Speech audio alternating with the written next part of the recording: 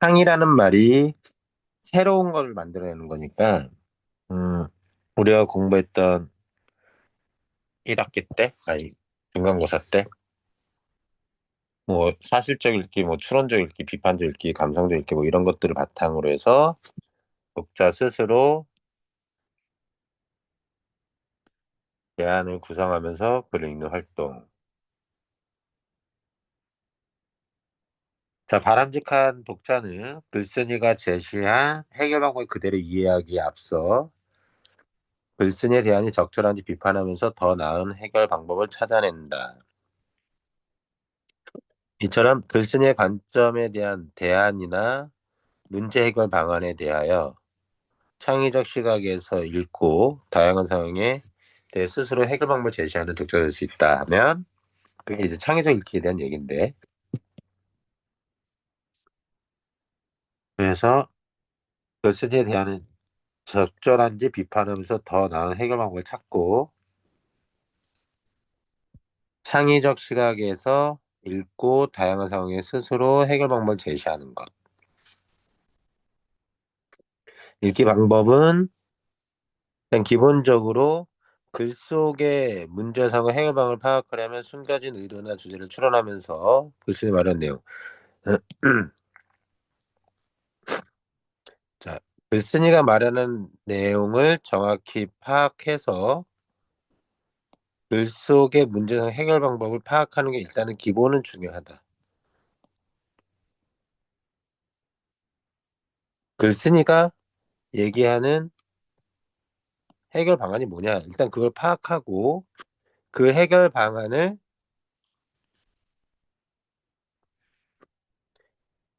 그것의 논리적 타당성이나 실현 가능성, 효율성도 하나하나 따져보고 그래서 비판적으로 읽는 거고요. 그렇게 따져본 다음에 적절하지 않다고 생각한다면 독자가 자신의 관점에서 새로운 시각으로 해결책을 찾는 것. 이게 창의적인 읽기가 되겠다.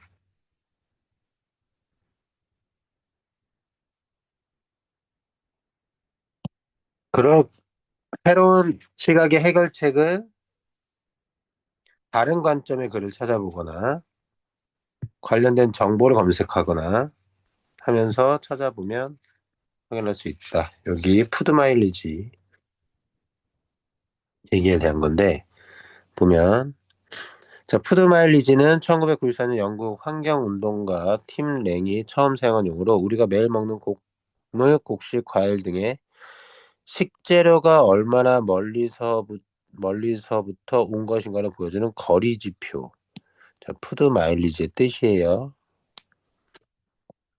자, 식재료의 무게가 무거울수록 이동거리가 무게가 많을수록 이동거리가 멀수록 푸드 마일리지의 값은 커진다. 얼마 전 국내산 대비 40%밖에 안 되는 가격에 스페인산 삼겹살이 수입되어 소비자의 장바구니에 큰 도움이 되었다고 한다. 그러나 수입식품은 값은 싸겠지만 멀리서 오기 때문에 이동 중 많은 양의 이산화탄소를 배출하며 지구온난화 속도를 높인다. 운송수단이 배출하는 온실가스, 이산화탄소와 각종 유해 물질이 대기로 쏟아져 나왔을 것이고 장거리 여행을 위해 전기를 쓰는 콜드체인이나 보존료를 사용할 것이다.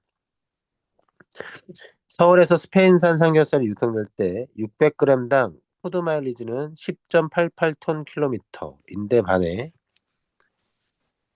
충북 괴산 국내산 삼겹살은 136분의 1인 0.08톤 킬로미터에 불과하다.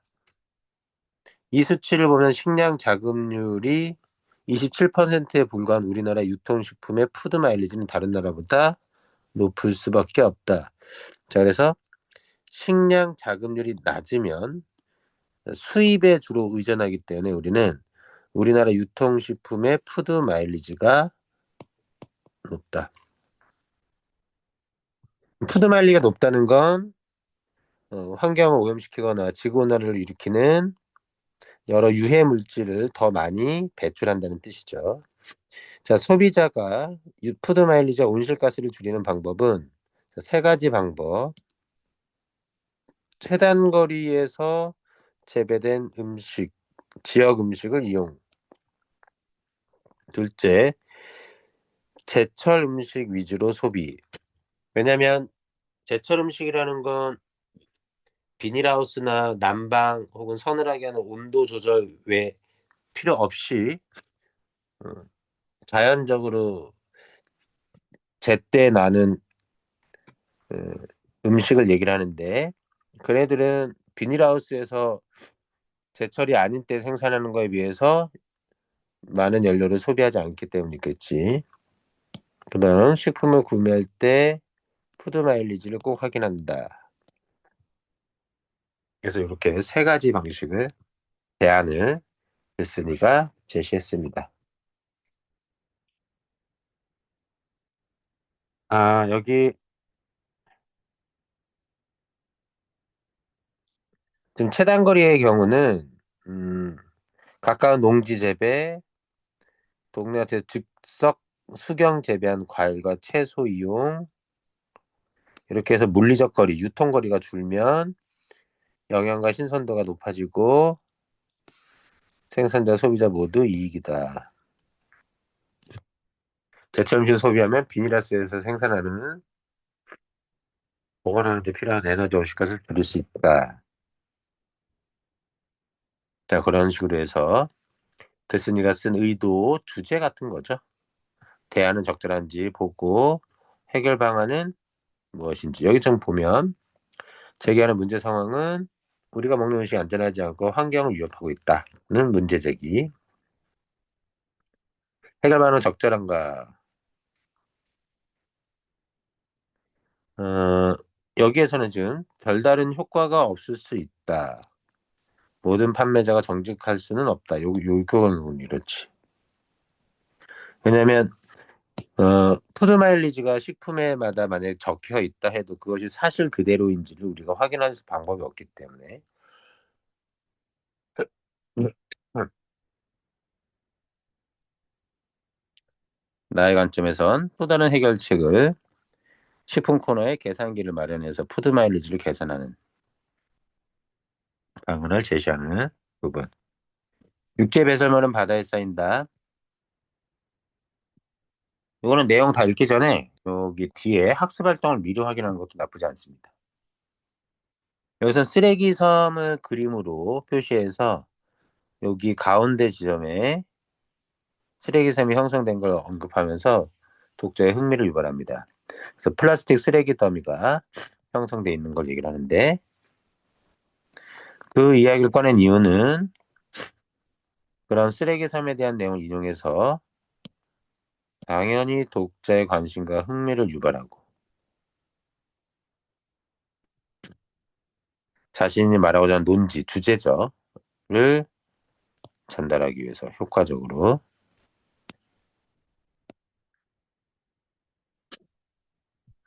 자, 여기 시대 순으로, 연도 순으로 이렇게 정리되어 있는데 본문에는 이게 좀 약간 뒤죽박죽 섞여 있습니다. 자, 해양 쓰레기 문제에 대한 정부 해결책은 무엇이었냐? 자, 93년에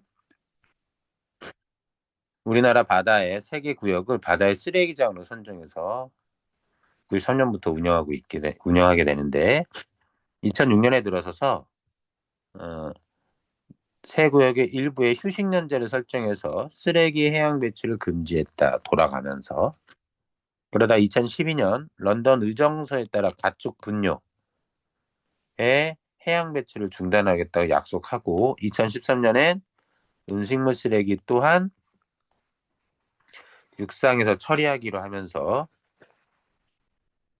음식물 쓰레기의 해양 투기가 전면 금지, 가축 분뇨도 금지, 음식 쓰레기도 해양 투기 금지. 근데 문제는 그거죠.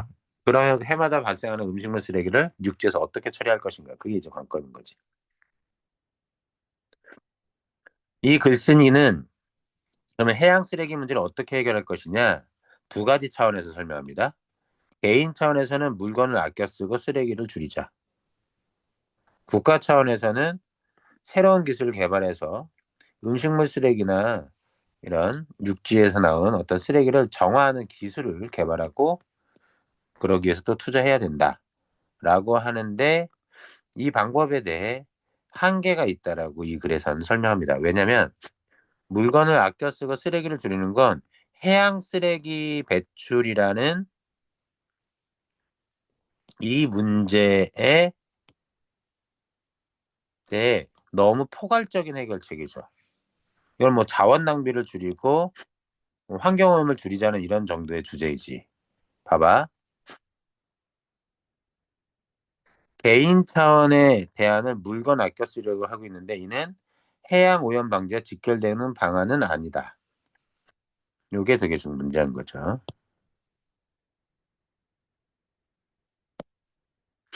이 글의 주된 화제는 자원 낭비라는 자연환경 훼손이나 오염이 아니라 자, 해양 오염의 심각성과 방지 노력의 필요성으로 설정되어 있는데 그러기 위해서는 뭐, 어,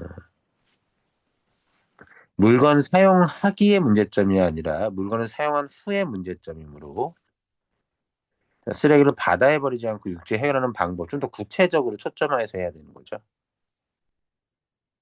뭐 플라스틱 제품을 대체할 수 있는 소재 개발이라든가 뭐 이런 것들을 얘기를 하는데 뭐 또 이게 국가 차원에서 이런 걸 개발한다고 할 때 쓰레기는 바다에 쓰레기를 버리는 거 우리나라만이 하는 것이 아니기 때문에 해양 오염은 전 지구적 차원에서 추진해야 실제 효과가 나타날 수 있다. 그렇다면 해양에 쓰레기를 투기하는 사람 나라에는 어떤 불이익을 줘야 하는지 그런 것들을 국제적 협약에 의해서 실질적으로 강제하는 제도적 장치를 마련하는 게 중요하겠다. 자, 본문 한번 봅시다.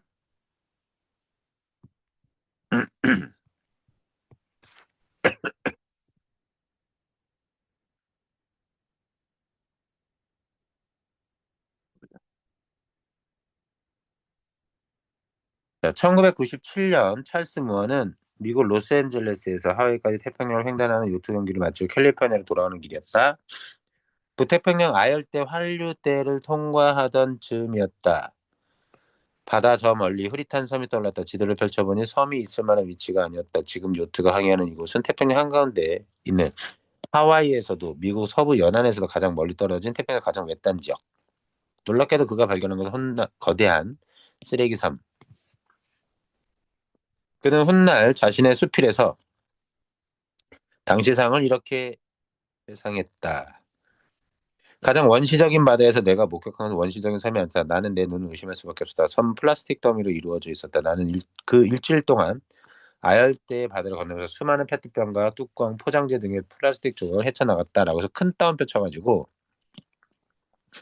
인물의 경험담을 인용해서 독자의 흥미를 높이고 있다. 그리고 사태의 심각성을 드러내는 거죠.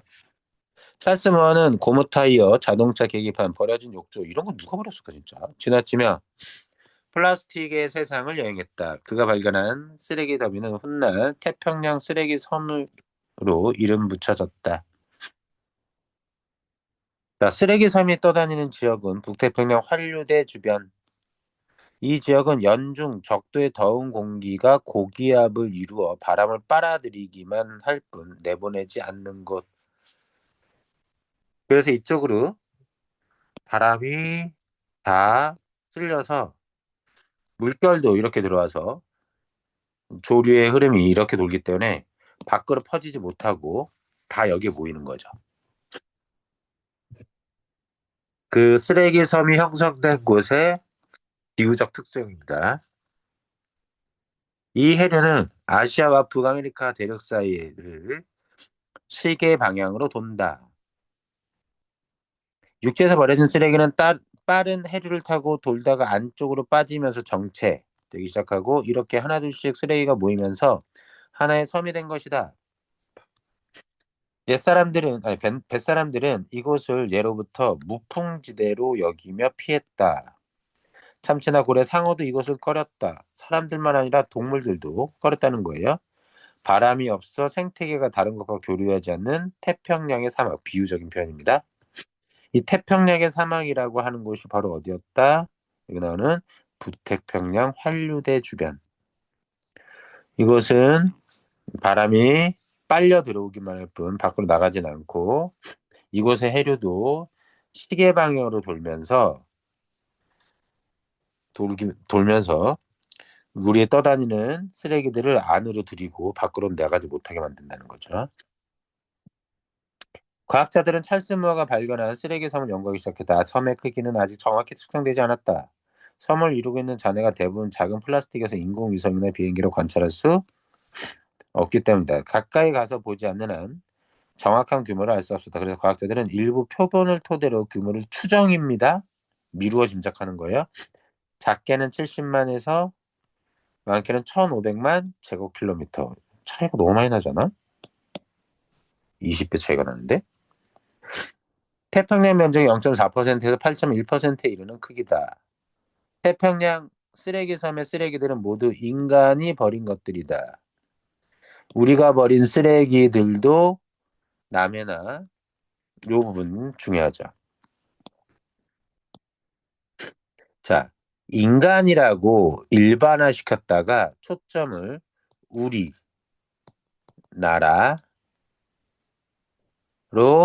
이야기의 범위를 축소시켰죠. 그래서 우리에게도 책임이 있음을 드러내는 겁니다. 우리나라의 경우에도 남해나 동해를 지나 이것으로 흘러들었을 것이다. 남의 문제가 아니란 얘기야. 육지의 쓰레기는 육지로, 바다의 쓰레기는 바다로 버리는 게 원칙이다. 우리나라도 이 원칙을 적용하고 있다. 그래서 수산물 가공 공장에서 나오는 생선 기름이나 생선 찌개는 바다에 버리게 된다. 수산물 시장에 나오는 조개 껍데기나 수산물 폐수도 마찬가지다. 자, 이 원칙을 지키고 있다는 얘기예요. 하지만 여전히 원칙이 적용되지 않는 것들이 있다. 자, 뭐냐? 그게 가축의 분뇨와 일반 음식물 쓰레기. 이것은 분명히 육지에서 발생한 쓰레기인데 육지에서 버리지 않고, 봐봐. 이것들은 불과 2012년까지도 합법적으로 바다에 버려졌다. 이게 핵심인 거죠. 그 규칙에서 벗어난 거지. 아까 얘기했지만 좀 더 가보자. 우리가 남은 음식물 쓰레기통에 버리면 지방자치단체 수거 차량이 음식물 자원화 시설로 가져가고, 자, 음식물 쓰레기를 음식물 쓰레기통에 버립니다.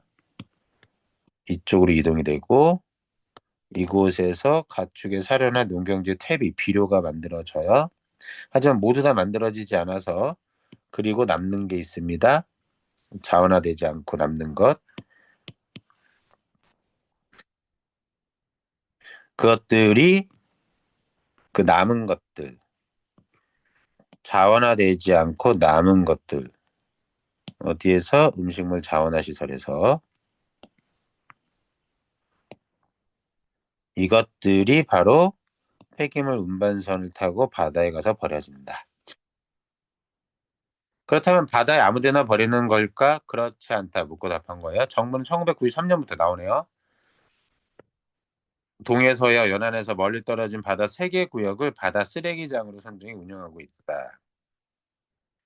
여기 이렇게 나옵니다. 서해병, 동해병, 동해정. 자, 서해병, 동해병, 동해정 구역이 그것.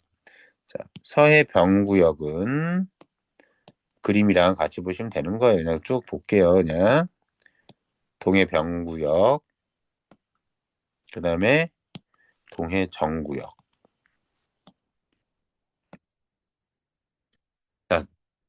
자, 동해병 구역이 전체 폐기물의 60%가량을 담당하는 우리나라 최대 바다 쓰레기장. 어디가? 동해병 구역이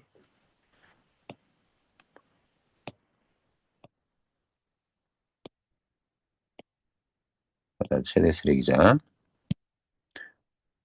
그죠? 보시면 알겠지만 125km 떨어진 데다가 수심은 200에서 200m예요. 서해 병구역은 200km 떨어지긴 했는데 더 멀리 떨어지긴 했지만 서해는 수심이 낮습니다. 자, 서해 병구역과 동해 정구역이 각각 전체 평균의 27%, 13%. 이렇게 많은 쓰레기가 바다에 버려진 것은 음식물 쓰레기의 육상 매립이 금지된 이유.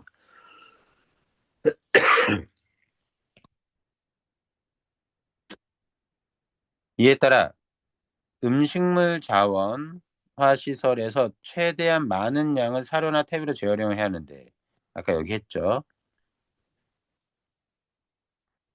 재활용해야 되는데 기술 부족 등의 이유로 성공하지 못하고 바다에 버려진다. 또 축사에서 나오는 분유를 깨끗하게 만드는 정화 시설이 자, 두 가지 원인이에요. 기술 부족, 정화 시설이 많지 못해요.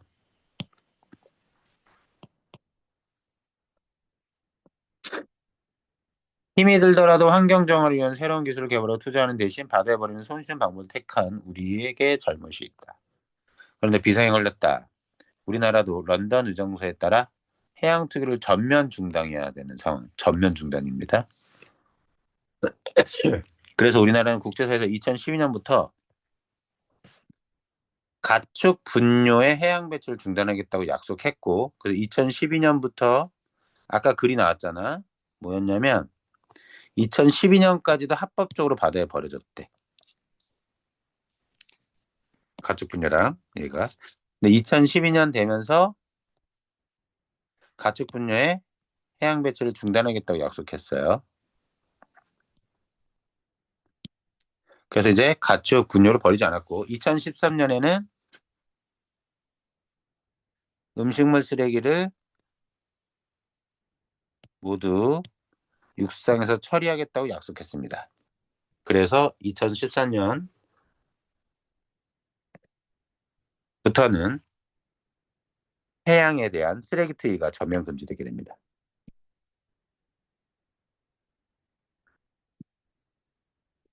이에 따라 정부는 1억 2천만 톤의 쓰레기를 육상에서 처리하기 위해 동분서주하고 있다.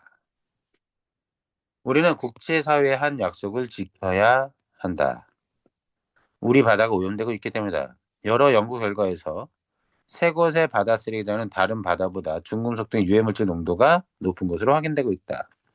그 중에서도 동해 병구역 가장 최대의 쓰레기장이었죠. 중금속 농도가 가장 높다. 바다가 오염되면 어떻게 될까? 결국 바다 생태 건강이 악화되고 생선과 해초를 먹는 우리의 건강도 위협받게 된다. 바다의 오염, 생태계 악화, 건강의 악화. 중금속으로 오염된 바다에 사는 생선을 먹으면 우리 인체에도 같은 중금속이 농축된다. 이 때문에 정부는 2006년 새 구역의 일부에 휴식연제를 설정하여 해양 배출을 금지했다. 휴식연제 때문에 덕분에 오염물질이 줄어들긴 했지만 아직도 나비나 카드뮴 등의 중금속 농도가 미국 해양 대기 관리처의 기준을 초과하고 있다는 게 정부의 설명. 휴식연제를 통해서 환경 오염의 정도를 낮추려고 했지만 그걸로는 부족한 거죠. 물론 지구에는 자정 능력, 스스로 깨끗해지는 능력이 있다. 거대한 쓰레기 섬도 수백 년 동안 파도에 부딪히고 자외선에 노출되면 조금씩 분해된다. 음식물 쓰레기가 만든 바다의 오염지대도 해류를 타고 퍼지면 점차 오염물질의 농도는 낮아진다. 하지만 언젠가 지구의 자정 능력이 작동하지 못하는 순간이 찾아올 수 있다. 그러므로 우리는 물건을 아끼고 쓰레기를 줄여야 한다. 이게 해결책이에요. 개인 차원이 됩니다. 이거는 국가 차원에서는 환경 정화를 위해 새로운 기술을 개발하고 투자하는 데 힘을 아끼지 않아야 된다. 요것이 좀 약간 나이브한 해결안, 약간 좀 너무 긴장도 떨어지는 해결책이죠.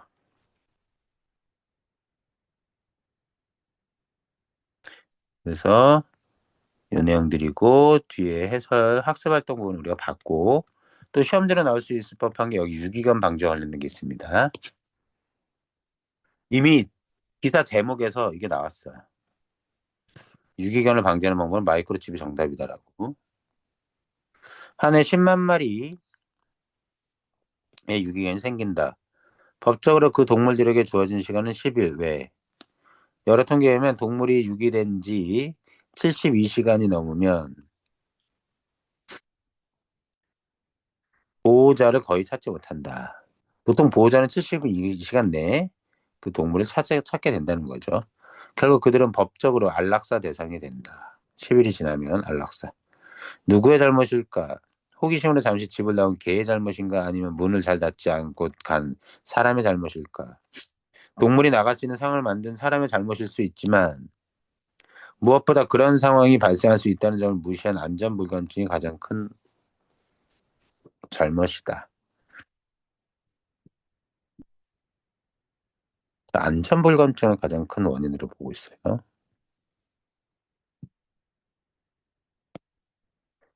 일부러 버리는 경우는 어떡하는데?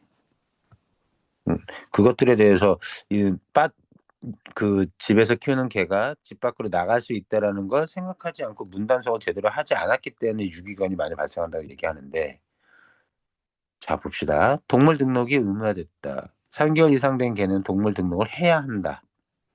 반려견을 키우는 보호자들에게 책임감을 늘리고 유기견을 발생했을 때 귀환율을 높이기 위해서 동물 등록의 의무화가 실시된다는 얘기예요. 동물 등록만 하면 유기견의 발생을 막을 수 있을까? 안타깝지만 그렇지 않다. 문답법. 문제는 방법이다. 동물을 등록할 때 인식표 부착, 외장형 마이크로칩 장착, 내장형 마이크로칩 삽입 세 가지 중에 하나를 보호자가 선택해야 한다. 자, 동물 등록의 의무화로는 문제가 해결되지 않아요. 왜 그러냐? 방법 때문이죠. 세 가지.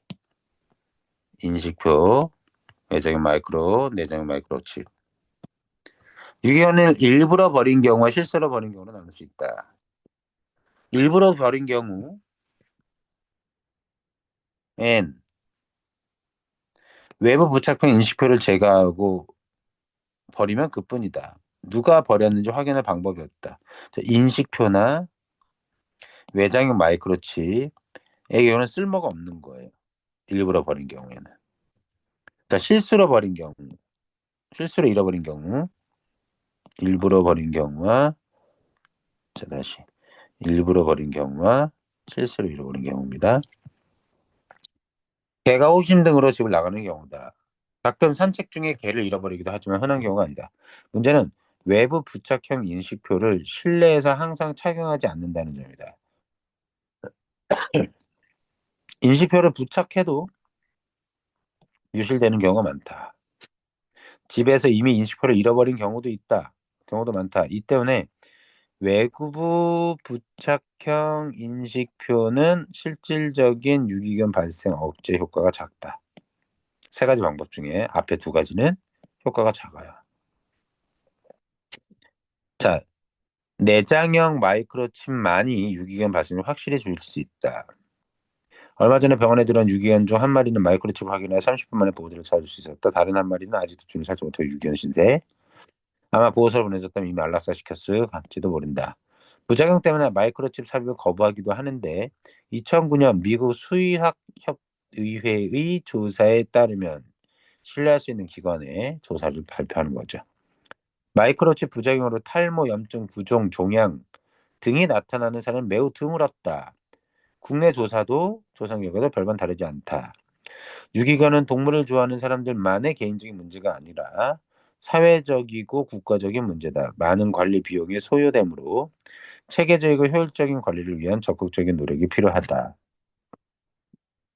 자, 이것이 내장형 마이크로칩을 삽입하는 게 방법이라고 하는데 그걸 위해서 뭐 해야 된대? 체계적이고 효율적인 관리는 위한 적극적인 노력이 필요하다는 누가 하는 건데?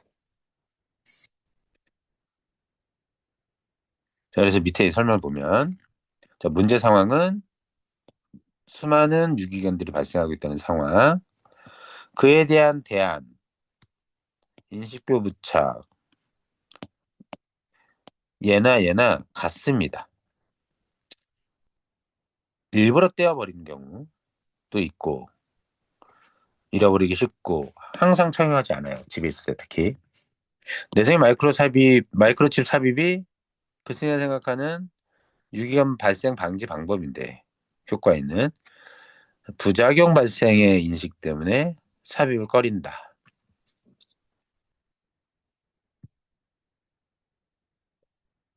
음.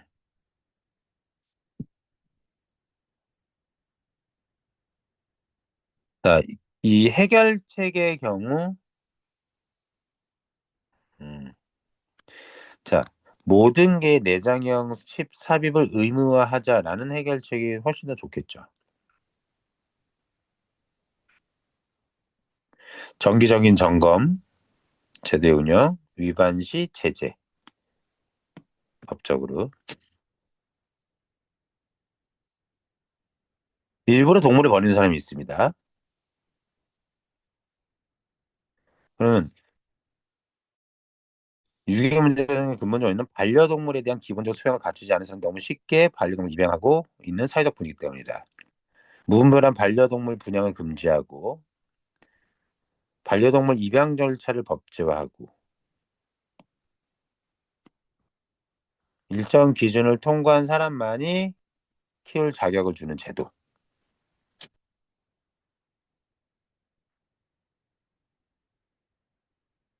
기본 교육의 의무화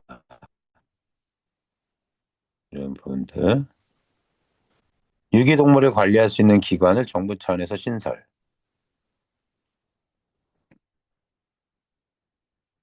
자, 반려동물을 제때 등록하지 않거나 반려를 유기했을 때 대한 법적 처벌의 강화. 이런 것들을 실제로 해야 실질적인 효과가 있겠죠. 여기처럼 뭐 적극적인 노력인데 너무 모호해요. 추상적이고.